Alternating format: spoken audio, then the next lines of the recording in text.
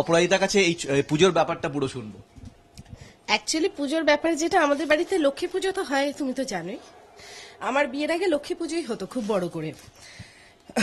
তারপরে মানে বড় করে, মানে এখন যত বড় করে হয় তখন হতো না, কিন্তু লক্ষ্মী পুজোটাই মেন পুজো হতো। তারপরে আমার বিয়ের পর যেহেতু আমি লেখাপড়া করতাম, সেহেতু মা বললো যে যেহেতু মনা পড়ে, তখন আমি ফার্স্ট ইয়ারে পড়ি, তো এবার থেকে সরস্বতী পুজো করব বলে বিয়ের পরের বছর থেকে সরস্বতী পুজোটা চালু হলো।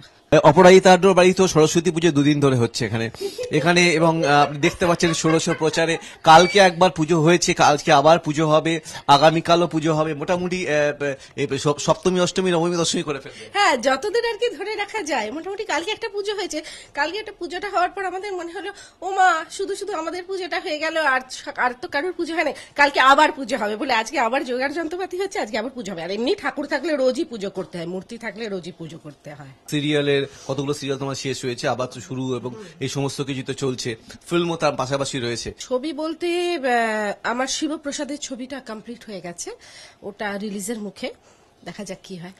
তো এই ফিল্ম এবং টেলিভিশনের মানে এখন যে জমজমাট অবস্থা আর কি, তো মা সরস্বতীর কাছে কি চাইছো?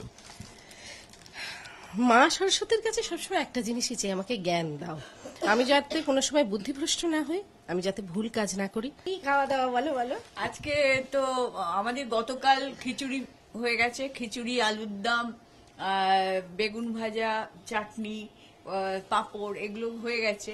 আজকে আবার অন্য খাবার দাবার, তারপরে আবার আজকে আমাদের ষষ্ঠী আছে, ষষ্ঠীতে তো গোটা চচ্চড়ি রান্না করতে হয়, গোটা চচ্চড়ি, আলু ভাজা, বাঁধাকপি, পান্তা ভাত, তারপরে পায়েস, চাটনি, এগুলো সব আছে।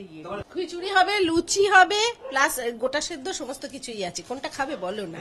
জগতে আনন্দ যোগে আমার নিমন্ত্রণ,